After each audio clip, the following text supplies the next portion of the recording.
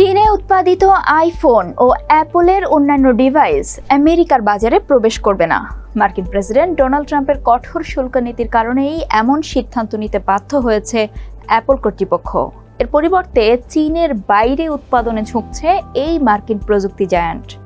একই ধরনের পরিকল্পনা করছে আরেক মার্কিন প্রযুক্তি giant অ্যামাজনও।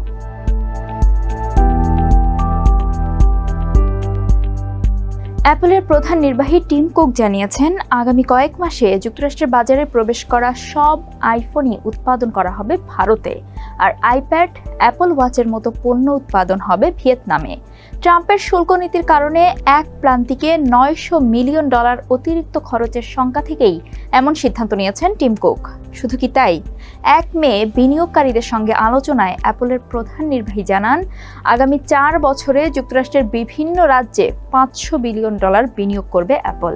Walton is a global brand. World class innovation নিয়ে ওয়ালটন এখন দেশের সীমানা পেরিয়ে পৌঁছে গিয়েছে 50টিরও বেশি দেশে। ওয়ালটন, ঘরে ঘরে বিশ্বজুড়ে। যুক্তরাষ্ট্রে উৎপাদন বাড়ানোর জন্য ট্রাম্প প্রশাসনের চাপের মুখে এমন পরিকল্পনা করা হচ্ছে বলে মনে করেন বাজার বিশ্লেষকরা। যদিও কিছু গুরুত্বপূর্ণ বৈদ্যুতিক পণ্যকে বর্ধিত শুল্কের আওতামুক্ত রেখেছে হোয়াইট হাউস।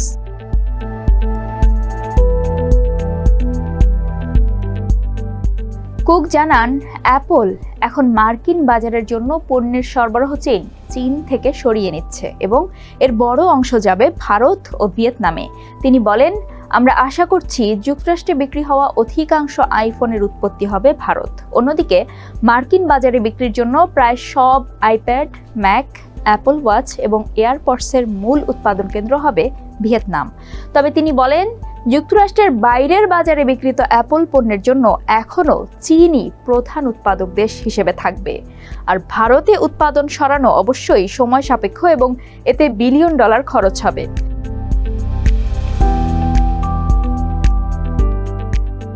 বিবিসির টুডে প্রোগ্রামে M&G ওয়েলথের প্রধান কর্মকর্তা শান্টি কেলেমেন বলেন, অ্যাপলের সরবরাহ শৃঙ্খলে প্রভাব ফেলবে।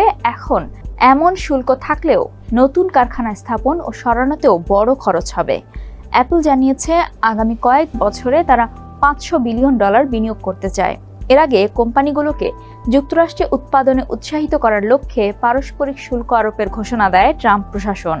এতে অ্যাপলের শেয়ার দর হঠাৎ করে পড়ে যায়। কিন্তু এই নীতির পর চাপের মুখে পড়ে প্রশাসন। পরবর্তীতে ফোন ও কম্পিউটারের মতো কিছু গুরুত্বপূর্ণ ইলেকট্রনিক্সকে শুল্কের আওতা থেকে বাদ দেয় তারা।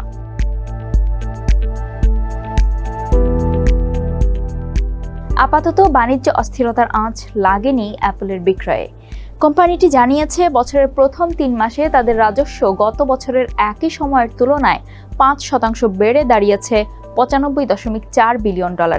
শুল্কারোপের বিরূপ প্রভাব পড়েছে এমন অপর কোম্পানি অ্যামাজন। তবুও গত প্রান্তিকে উত্তর আমেরিকায় গুরুত্বপূর্ণ প্রযুক্তি জায়ান্টটির ই-কমার্স ব্যবসা 8% বৃদ্ধি পেয়েছে।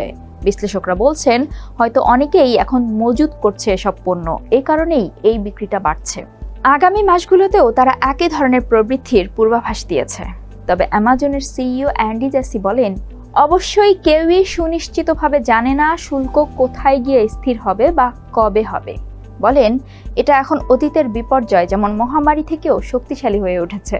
যদিও আমরা প্রতিকূল অবস্থার মধ্যেও টিকে থাকতে পারি, এবারও আমরা আশাবাদী।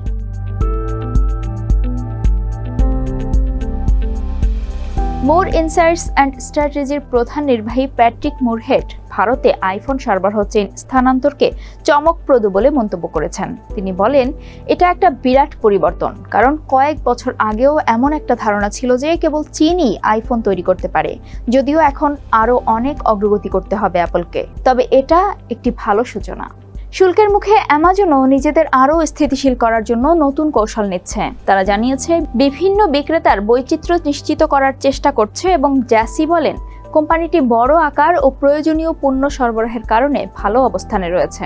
তারা বলছে, শুল্ক সংকটে এখনও বিক্রয় ক্ষতিগ্রস্ত হয়নি, বরং কিছু ক্রেতা পণ্য মজুত করতে শুরু করায় ব্যবসা উপকৃতও হতে পারে। কারণ 2025 সালে প্রথম 3 মাসে মোট বিক্রি 9% বেড়ে দাঁড়িয়েছে $155.7 বিলিয়ন, আর লাভ 60% বেশি বেড়ে প্রায় $17 বিলিয়ন হয়েছে।